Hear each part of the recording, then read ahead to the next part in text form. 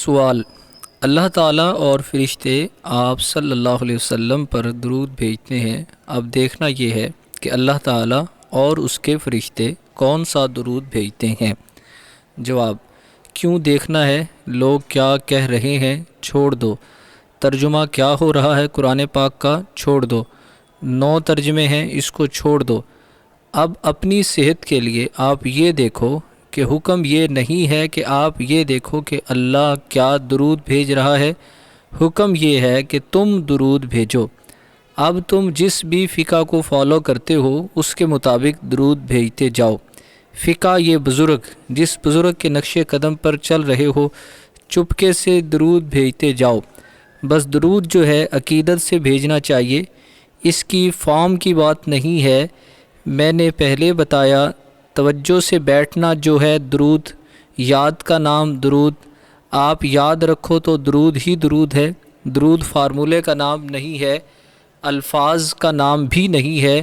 درود بھیجتے جا رہے ہو، اسلام پر چھری پھیرتے جا رہے ہو، وہ نہیں ہے درود۔ یاد کا نام ہے، اطاعت کا نام ہے۔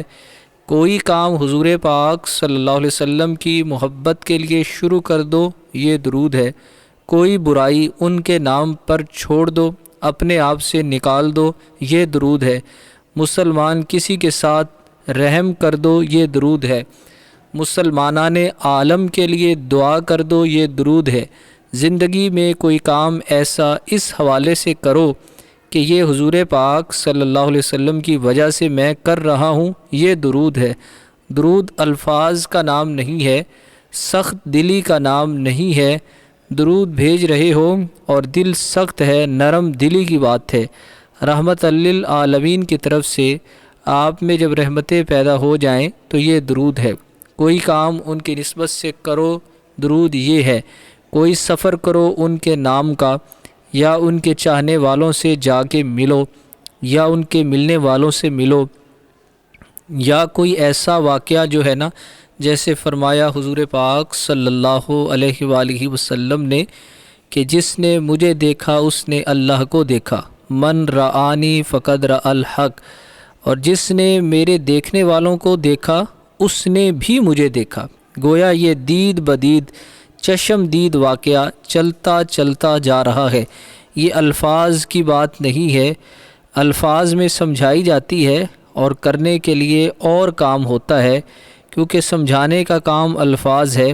قرآن یہ تو نہیں نا جو تاج کمپنی نے چھاپا، قرآن تو ایک ہی نازل ہوا، یہاں تو چھپتے ہیں لاکھوں روز، تو قرآن کیا ہوا پھر؟ یہ تو عکس ہے قرآن کا، اصل قرآن تو اور ہے، ساری کائنات کا مکمل مشاہدہ ہے اس کے اندر۔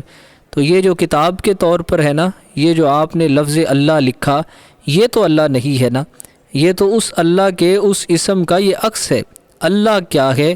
اللہ تو بہرحال اللہ ہے، کائنات کا خالق ہے۔ یہ تو لفظ کا مالک تو آپ بنا الفاظ میں سمجھایا جاتا ہے، واقعہ اور ہے۔ اب اپنے ہاتھ سے لکھے ہوئے کی عبادت تو نہیں نہ کرتے ہو، وہ تو اس ذات کی کرتے ہیں۔ ذات اور ہے، عکس ذات اور ہے، اسم ذات اور ہے، یہ خیال رکھنا چاہیے۔ بس درود کا مطلب ہی یہ ہے کہ یاد میں رہیں، پڑھنے کی بات نہیں ہے۔ باقی اللہ تعالیٰ کس طرح درود بھیجتے ہیں؟ اللہ تعالیٰ نے کہا کہ میں ان کے درجات جو ہیں ہمیشہ سے اضافہ کرتا جا رہا ہوں۔ یہ اللہ کا یہ کہہ دینا، انسانوں میں سے کسی ایک انسان کے لیے اللہ درود پڑھ رہا ہے، یہ بھیج رہا ہے، سبحان اللہ سبحان اللہ۔ خالق سب کا محبت ایک سے ہے، اور ایسی محبت کہ اس کو سب سے افضل کہہ دیا۔ یہ کام آپ نہیں کرتے اپنی زندگی میں، آپ بھی ایسا کیا کرو، اسی طرح کیا کرو جس طرح اللہ تعالیٰ نے اپنے بندوں میں سے ایک کو افضل رکھ لیا۔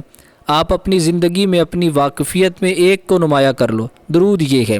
یہ واقعہ حضور پاک صلی اللہ علیہ وسلم نے فرمایا، خبردار اور کوئی بات نہ کرے، یہی ہوگا واقعہ۔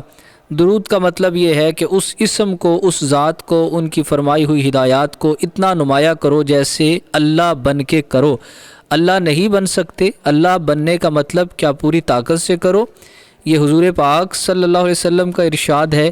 خبردار اس کے علاوہ نہیں ہونے دینا، کوئی اور کہے نیا سسٹم لاتے ہیں، مسلمانوں میں نیا معاشی نظام لاتے ہیں، اگر حضور پاک صلی اللہ علیہ وسلم نے کچھ فرمایا ہوا ہے وہ فائنل ہے، جہاں نہیں فرمایا اس میں گنجائش ہے، دیکھ لو، قوم کے اندر فیصلہ کر لو، یہ بڑے غور کی بات ہے۔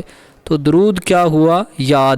فقیروں نے یہی بتایا ہے کہ یاد کرو۔ یاد کیسے کرتے ہیں؟ الفاظ سے کرو، خیال سے کرو، خود بخود ہی ہو جائے گا۔ چراغ جلا کے بیٹھ جاؤ، خود بخود ہی ہو جائے گا۔ بس جیسے بھی آپ اس نام سے رجوع کرو ہو جائے گا، کسی رجوع کرنے والے سے رجوع کرا لو یہ بھی ہو جائے گا۔ حضور پاک صلی اللہ علیہ وسلم کے نام پر سفر کر لو، درود ہی ہوگا۔ سفر کر رہے ہیں، یہاں پر حضور صلی اللہ علیہ وسلم کا عاشق رہتا ہے، جا رہے ہیں وہاں پر، بزرگ کے آستانے پر جا رہے ہیں، بہت دور کا سفر ہے، پیدل ہیں، سارا درود ہی ہے۔ اس میں اور کیا بات ہوئی؟ کسی بزرگ کے آستانے پر جا رہے ہو، جب تک جاتے رہتے ہو سارا درود ہی ہوتا ہے۔ بزرگ کسی کو ذاتی طور پر نہیں مانتے، بزرگ اسی لیے ہے کہ وہ حضور پاک کی نسبت میں ہے، ورنہ کسی نے کیا بزرگ ہونا ہے اسلام میں۔